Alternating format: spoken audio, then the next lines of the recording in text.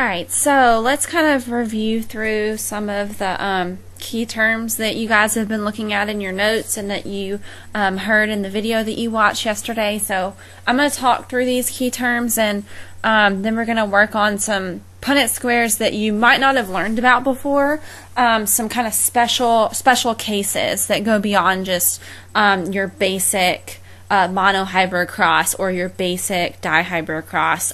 Please make sure that if you're having trouble with the dihybrid crosses, that you go ahead and shoot me an email, let me know if that's something you're struggling with, so that we can make sure that you have time to work on that over the weekend. So let's go ahead and get started with the key terms. So an allele. An allele is basically just different versions of a gene. Okay, so if we know that a gene is a section of DNA that codes for a trait. So say that this is the,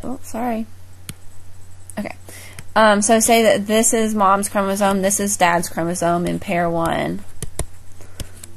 Okay, and so chromosome 1, chromosome 2, we know this is made up of a ton of genes, and this is made up of a ton of genes that have the same genes, right? These are the genes you got from mom, these are the ones from dad for this particular homologous pair.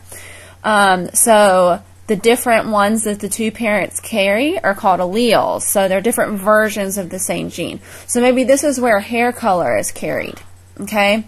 This is the locus where hair color is carried. Locus is the location of a gene on a chromosome. So this is the location of the gene that codes for hair color. And there are actually multiple alleles that can code for hair color, but we'll say that maybe this one is blonde and then this one is brown, which is brown is dominant over blonde. That's why I did a big B and a little b there. So an allele are just different forms of the same gene. So blonde and blue would be different forms of the same trait coded for by that gene. And then a locus is the actual location of the gene on the chromosome. So this would be a different locus, and here's another one, here's another one. Okay. Dominant versus recessive. So if you were there on Tuesday, then you kind of got a summary of this. But dominant versus recessive. Dominant is going to be, first of all, represented by a capital letter. So for hair color, the dominant allele is represented by an uppercase B, and then with hair color, the lowercase b will represent the recessive trait.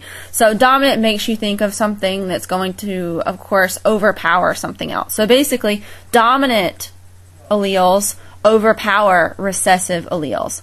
So if this is your first and second pair, I'm sorry, if this is your first pair from your parents, this is mom, this is dad, and dad gives you a dominant allele for brown hair, mom gives you a recessive allele for blonde hair, you're going to end up with brown hair, not blonde hair, because dad's brown allele is going to overpower mom's blonde allele usually. Sometimes there's some mixing here when it comes to hair color, because it's a little bit different from some other traits that are definitely dominant or recessive.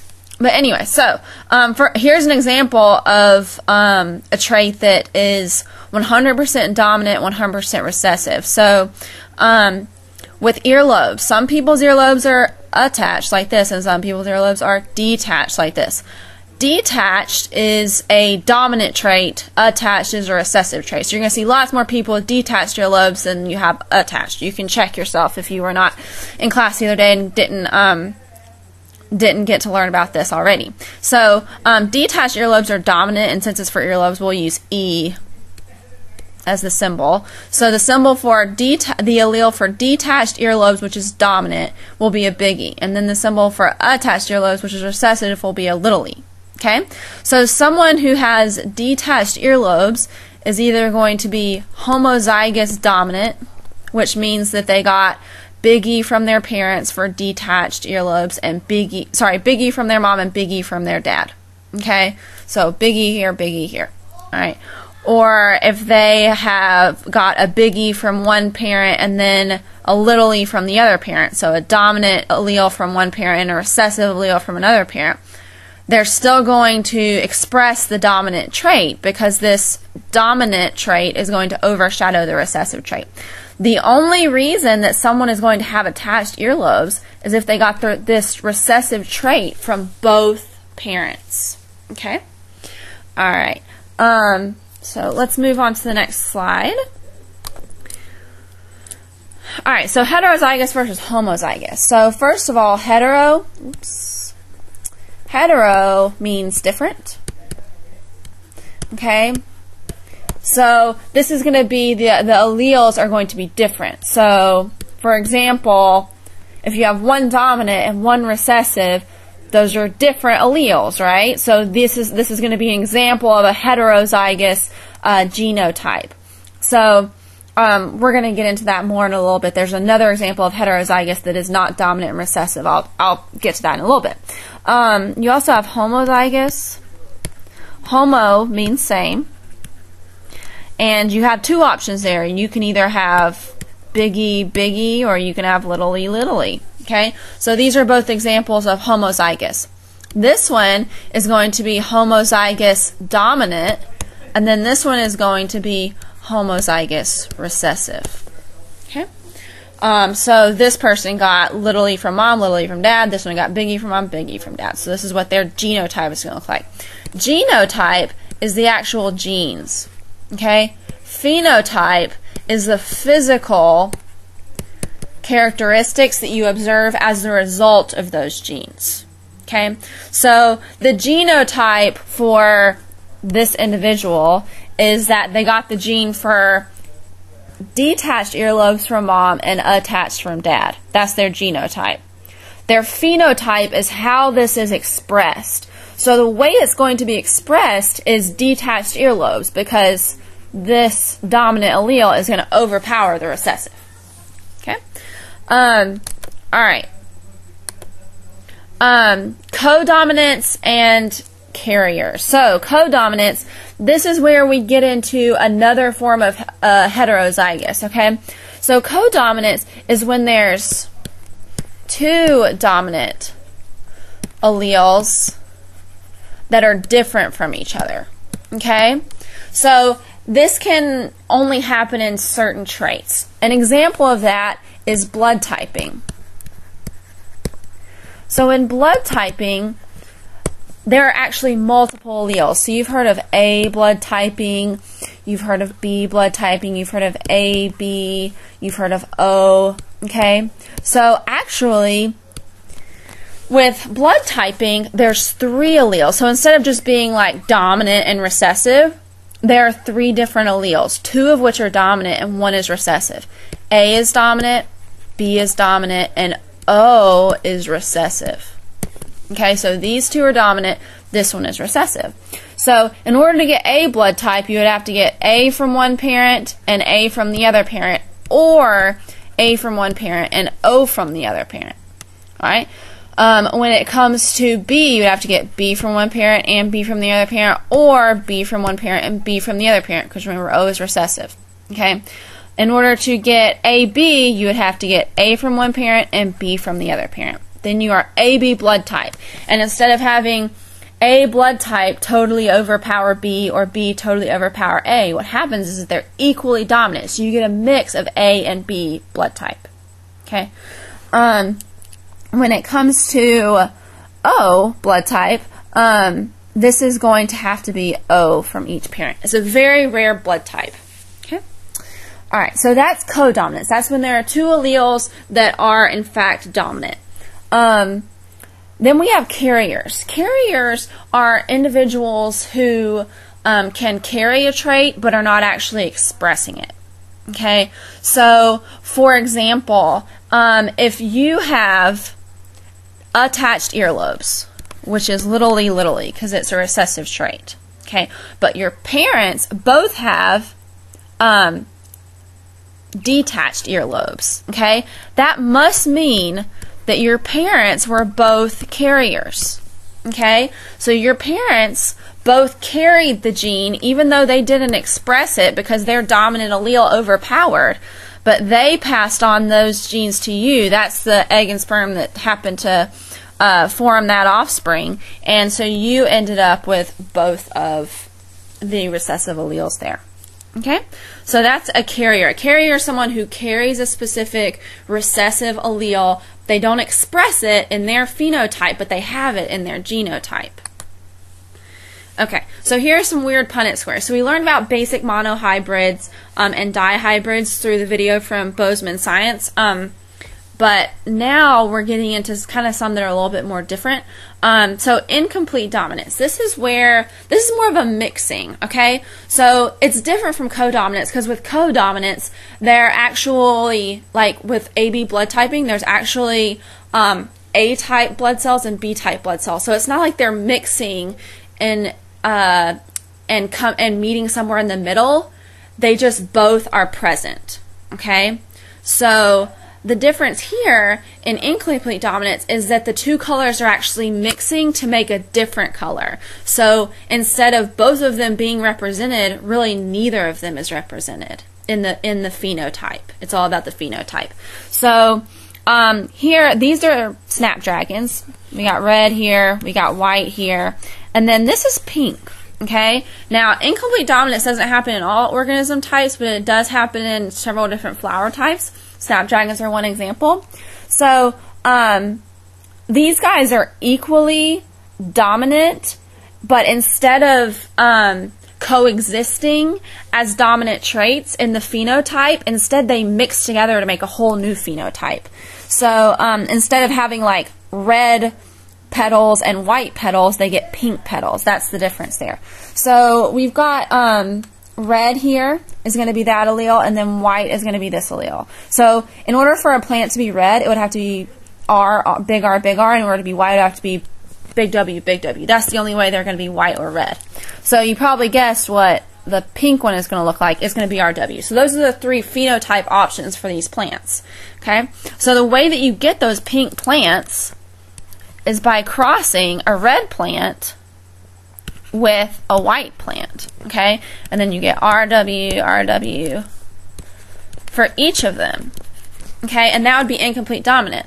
All of these would turn out to be pink. Now, you might think, oh, well, that means that if you cross a pink with a pink, then you're going to end up with a pink for sure. That's actually not the case. So let's step through if that were the case. So if we had a pink and a pink, we're actually going to end up with multiple different types of offspring because we're going to have a red one, we're going to have a pink, and a pink. So, and a white, I'm sorry. So there's a 1 to 2 to 1 ratio here. So every time that these two pollinate, there's the potential that that offspring, there's a 1 in 4 chance that it's going to be red, there's a 2 in 4 chance, or sorry, a 1 in 2 chance that it's going to be pink, and there's a 1 in 4 chance that it's going to be white. Okay, so we could do all different kinds of crosses here.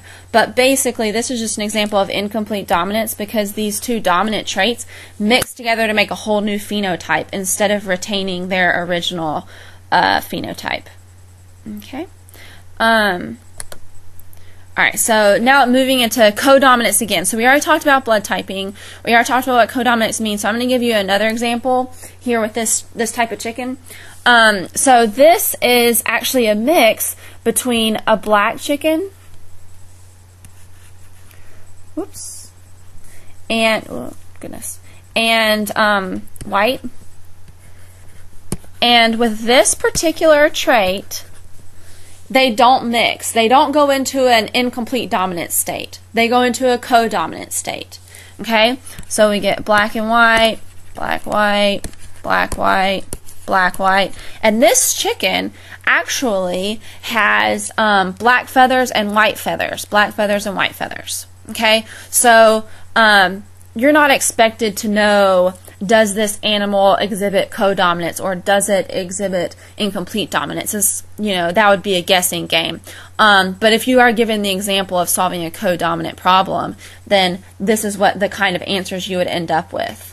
Okay, so you would end up, instead of ending up with black mixed with white equals gray when it comes to codominance, you're going to have both of the dominant traits actually expressed. You're going to end up with some black feathers and some white feathers. Just like in AB blood typing, you have some blood cells that are representing the A type and some blood cells that are representing the B type. Okay, Punnett squares. So we have sex-linked traits here. It's another special type of Punnett square. So these are going to involve mutations. One that you probably heard of before is hemophilia. So that's where there's a problem with blood clotting. So you've probably heard of the Romanovs, Nicholas and Alexandria, Tsar and Tsarina of Russia, back when a long time ago. You probably heard of Anastasia and that whole family, and one of their sons had hemophilia, and there was a lot of research done at that time that has ultimately culminated in understanding this particular sex-linked trait. So a sex-linked trait is carried on the X chromosome. So hemophilia in particular is carried just like that. Okay, so you can have a normal X chromosome, you can have a normal Y chromosome, and you can have a mutated X chromosome that carries the hemophilia trait.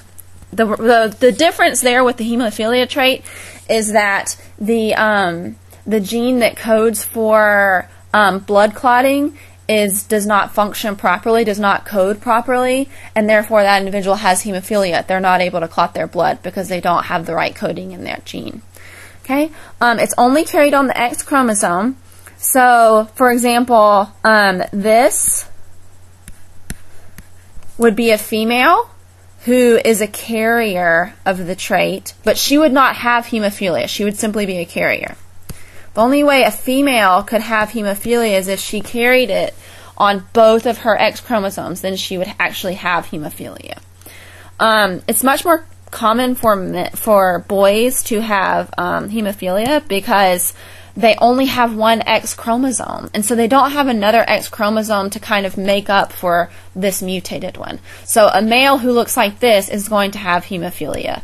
A male who looks like this won't. So it's much more likely that this will happen than that this will happen. That's why boys tend to have hemophilia much more often.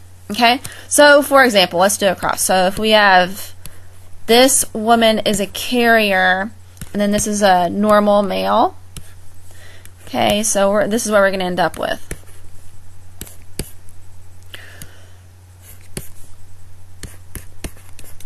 And XY. Okay, so there's a 1 in 4 chance that they're going to have a son, and that he's going to have hemophilia. Okay, and then there's a 1 in 4 chance that they're going to have a daughter who's going to carry hemophilia. There's also a 1 in 2 chance that they're going to have a completely normal offspring. Okay? So this is how you would work this type of a test cross.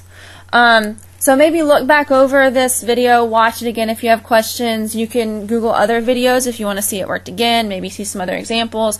There are several good ones on YouTube. Maybe I'll find a couple and try to upload them. But hopefully this answers at least your basic questions about these particular special types of Punnett squares. So give that a look over and email me with any questions about the dihybrid crosses.